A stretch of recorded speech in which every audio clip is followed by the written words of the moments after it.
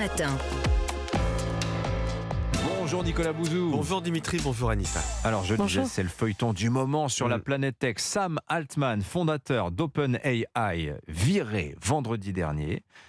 Rembauché par Microsoft, principal actionnaire d'OpenAI lundi, et le voilà annoncé, on annonce son retour ce matin, c'est OpenAI qui le dit, à la tête donc de la société dont il avait été débarqué. Ça n'arrête pas, qu'est-ce qui se passe dans cette société? On rappelle, OpenAI c'est ChatGPT. La maison mère de ChatGPT. Écoutez, c'est fondamental de comprendre cette histoire parce qu'elle est la pointe avancée du débat actuel sur la façon de considérer ce que doit être l'intelligence artificielle et à quoi elle va servir.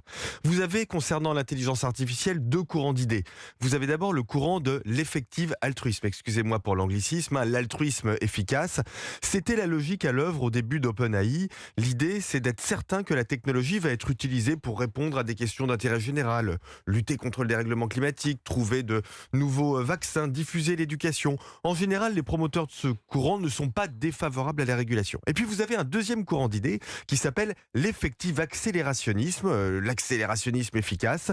Ces promoteurs considèrent qu'il faut développer l'intelligence artificielle le plus vite possible parce que la technologie est bonne en soi. Ce sont des gens qui vont mettre beaucoup de ressources humaines et financières pour que l'IA avance, et ce sont des gens qui vont plutôt refuser la régulation. Alors OpenAI est passé avec le temps de l'effective altruisme à l'effective accélérationnisme, et Sam Altman lui-même a évolué dans ce sens. Ça avait inquiété le conseil d'administration de l'entreprise la semaine dernière, plutôt conservateur, qu'il avait donc mis à la porte. Oui, ça voulait dire donc du côté d'OpenAI, le développement de l'intelligence artificielle pourrait ralentir. Eh oui, et pour puis pour des considérations éthiques. Exactement. Et finalement, vous voyez que ça a duré un week-end. Il faut comprendre quelque chose de fondamental. La concurrence entre les entreprises qui développent l'intelligence artificielle est colossale parce que l'enjeu, c'est l'arrivée à ce que l'on appelle l'intelligence artificielle générale, c'est-à-dire une intelligence artificielle meilleure que l'humain dans tous les domaines. Alors vous imaginez les enjeux financiers, les enjeux de puissance. Amazon, Google, X, anciennement Twitter, veulent à tout prix rattraper OpenAI qui, avec ChatGPT, a pris de l'avance.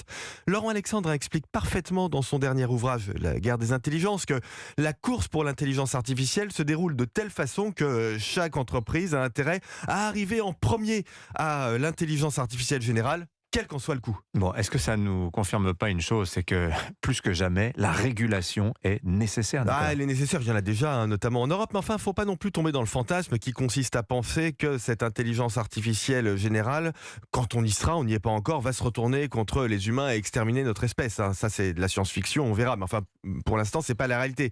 Les vrais enjeux, Dimitri, les enjeux immédiats de la course à l'intelligence artificielle sont ailleurs. Le principal, c'est par exemple l'impact sur le travail. Or, personne n'en parle.